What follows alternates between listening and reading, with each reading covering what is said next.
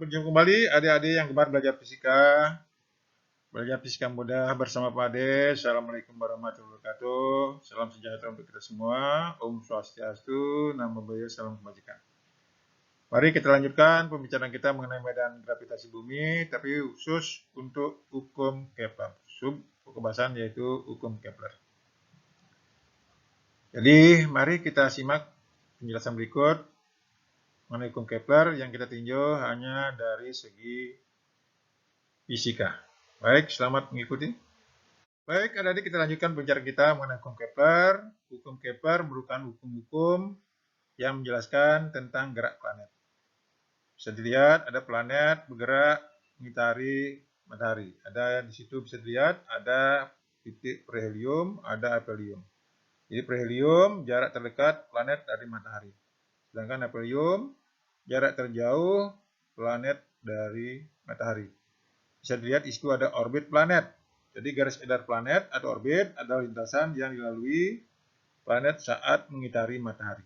Nanti kita bisa lihat, kita bisa cari dengan menggunakan persamaan-persamaan yang ada dalam fisika. Baik, kita lanjutkan pembicaraan kita mengenai hukum Kepler berikut ini. Selamat menyimak. Baik, adik-adik, kita lanjutkan pembicaraan kita. Pertama adalah hukum pertama Kepler yang menyatakan bahwa semua planet bergerak pada lintasan elips ketika mengelilingi matahari, di mana matahari terletak pada salah satu titik fokusnya. Jadi adik-adik bisa lihat, yaitu ada planet kita matahari terbentuk lintasan elips, kemudian di mana matahari berada pada salah satu titik fokusnya. Mari kita lihat lagi untuk hukum Kepler yang berikutnya. Selamat menyimak.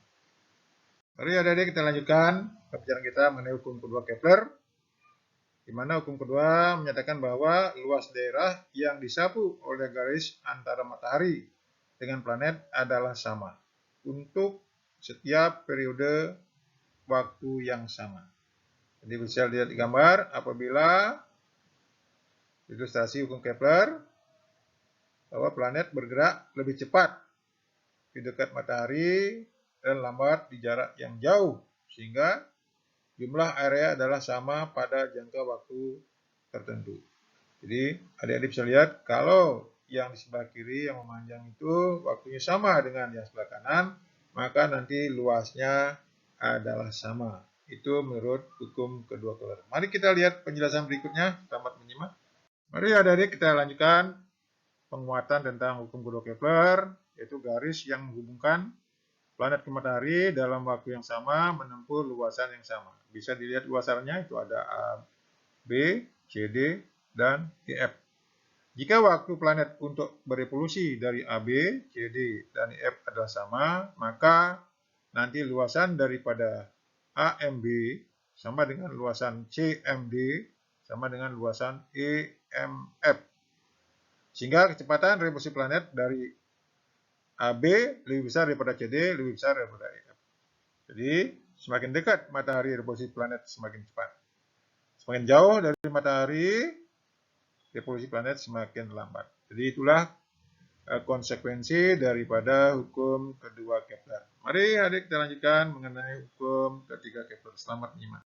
Baik adik kita lanjutkan dengan hukum ketiga Kepler yang menyatakan bahwa kuadrat waktu yang diperlukan oleh planet untuk menyelesaikan satu kali orbit sebanding dengan pangkat 3 jarak rata-rata planet tersebut dari matahari. Jadi bisa ditulis secara matematis. Untuk keadaan 1 dan 2, maka T1 kuadrat per R1 pangkat 3 sama dengan T2 kuadrat per R2 pangkat 3. Itu besarnya tetap. Nah, ini bisa nanti diturunkan dari konsep gaya gravitasi dan gaya sentripetal. Mari kita simak nanti penjelasan berikutnya. Selamat menyimak. Mari adik-adik kita lanjutkan contoh soal berikut untuk memperkuat pengertian tentang hukum ketiga Kepler. Dua buah planet A dan B mengorbit matahari. Perbandingan periode revolusi planet A dan B mengitari matahari adalah 8:1. Apabila jarak planet B ke matahari 1,5 satuan astronomi, berapa jarak planet A ke matahari? Jadi diketahui TA banding TB 8/1, RB sama dengan 1,5 SA, kita tanyakan RA berapa. Nah tadi pada waktu pelajaran hukum ketiga, kita sudah tahu bahwa T1 kuadrat per R1 pangkat 3 sama dengan T2 kuadrat per R2 pangkat 3. Masukkan 8 kuadrat per RA pangkat 3 sama dengan 1 kuadrat per 1,5 SA pangkat 3. Kalikan silang, diperolehlah bahwa RA pangkat 3 sama dengan 1,5 SA pangkat 3 kali 64. Nah, usahakan pangkat 3-nya sama. 64 itu adalah 4 pangkat 3, sehingga kemudian diakarkan itu akar pangkat 3. Nah, 3-nya coret. Jadi RA-nya ketemu 1,5 SA kali 4, hasilnya 6 satuan astronomi. Jadi tidaklah terlalu sulit adik-adik, tinggal di sini konsepnya adalah menggunakan akar dan kali silang. Jadi kalau menguasai itu, soal ini tidaklah terlalu sulit. Baik, kita lihat lanjutkan mengenai masalah berikutnya. Selamat menyimak. Mari adik-adik kita lanjutkan pembicaraan kita mengenai bagaimana kesesuaian hukum Kepler dengan hukum Newton. Perhatikan gambar, itu ada matahari berada di pusat lingkaran, masanya M besar, kemudian ada planet mengitari matahari, masanya M kecil, berada pada jarak R. Dia bergerak planet dengan kelajuan pi, omega kali R, di mana omega 2pi per T, di mana pi itu adalah 2πr per T. Nah, dari konsep gaya gravitasi dan percepatan eksperimental, karena di sini planetnya bergerak melingkar. Jadi, gaya gravitasinya tadi massa planetnya M kecil, massa mataharinya M besar, maka gaya gravitasi menjadi G M kecil M besar per R kuadrat.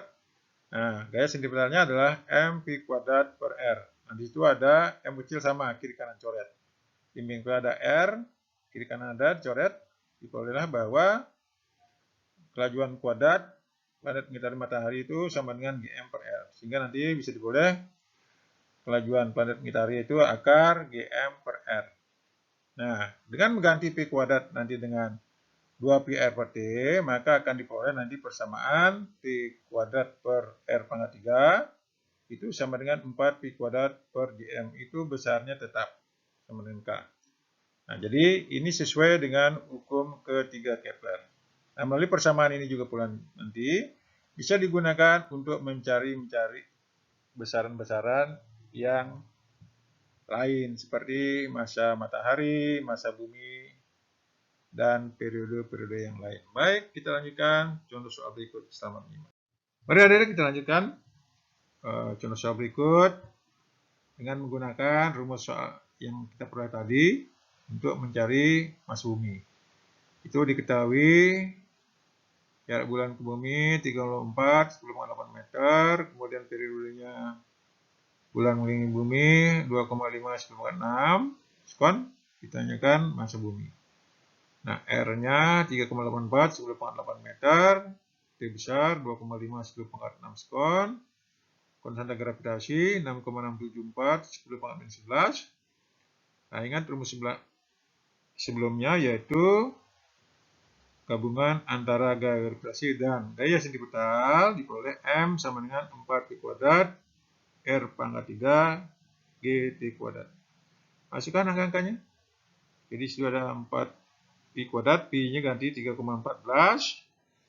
Maka akan diperoleh bahwa massa bumi itu besarnya 5,36 10 pangkat 24 kg. Mari kita simak soal-soal berikutnya untuk memperkuat kompetensi hukum Kepler. Selamat menyimak. Baik, adik-adik kita lihat ini kelajuan benda mengorbit planet. Jadi tidaklah terlalu sulit, sebenarnya ini pengembangan dari yang tadi, gabungan antara gaya sentripetal dengan gaya gravitasi.